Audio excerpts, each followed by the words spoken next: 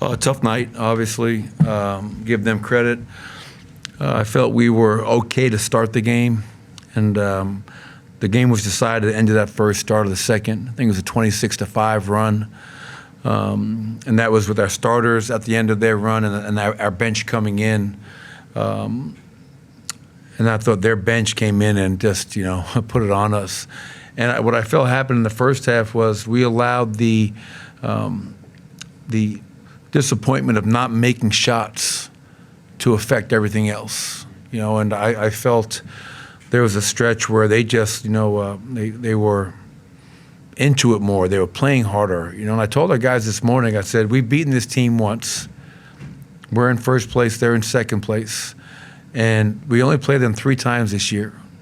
So whoever gets that second win is going to own the season series, which will be, I assume, will be pretty big down the stretch. But tomorrow night's another night. That's the best thing about the NBA. We go home, we get ready for the Clippers, and we just have to play harder for longer stretches and not allow your offense to dictate your defensive intensity. And I felt that happen a little bit tonight. One of the things you talked about was transition defense, but getting back and making sure the paint was locked off. What was the trouble there in terms of getting that? Yeah, we showed like probably 3 clips at halftime. It's whether it was off of a made field goal, John Morant goes coast to coast for a layup, off of a steal, they get all the way down, they score a layup.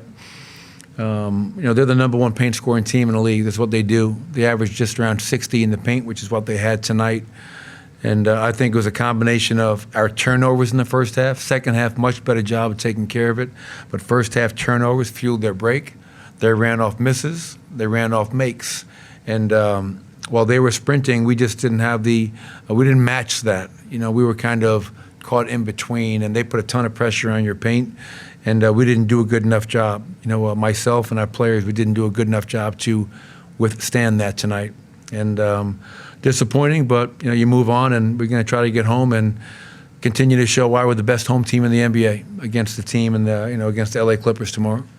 Michael, is there anything you can do to help expedite the new bench and kind of galvanize that group? I know you only do that with games, but it's a tough one because you can script in a ballroom, you can script on a court all you want, but until they're in a live NBA game, and now we have 21 games left, I believe, I think it's going to be game reps, game time. And that's one of the reasons I let him extend into the fourth quarter more, because that unit needs to be out there. People forget Reggie had missed probably a week and a half of basketball.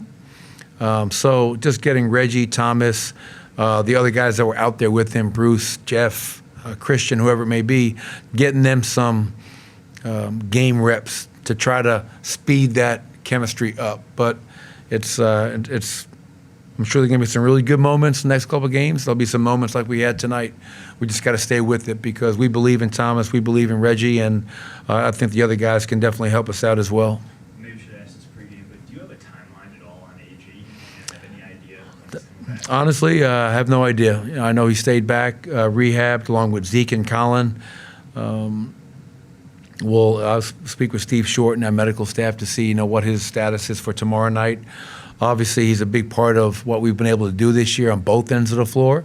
His ability to guard, his ability to rebound, and his ability to play with Nikola and the athleticism that he provides is something that is hard to replicate. But if he's ready for tomorrow night, great. If not, hopefully Houston, and we'll just keep on giving him enough time to get back to where he's comfortable and confident to go out there and play effectively. In regards to Jamal, earlier this morning, I asked him about how he was approaching this game. He said he wanted to continue to work himself into a rhythm. Just what are you seeing from him offensively, and how that gets back to the space that he wants to?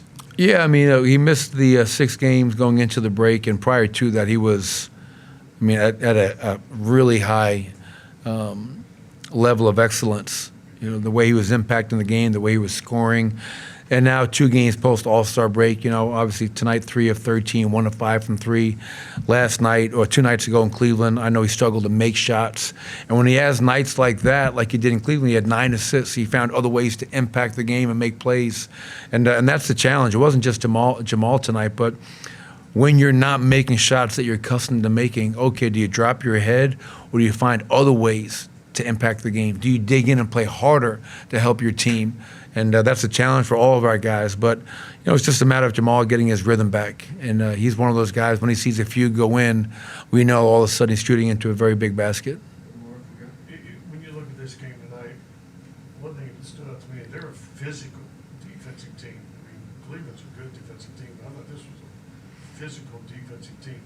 Good to kind of put that in the old vault, in the film room vault, if you will, to say, okay, here's what we need to do different when teams are in our chili. Yeah, I mean, we play them next week. I mean, it's like I told our players, Scott. I mean, this game, we were up by 25 on them at our place, and we jumped out to a big lead, kind of like they did tonight. So both games in our first two meetings have been kind of runaways. So the third game, I'm sure, will be a lot different. Cleveland, #1 defense in the NBA. Memphis, a very good defense as well. And I just felt going into this game that they were going to approach this as a playoff game.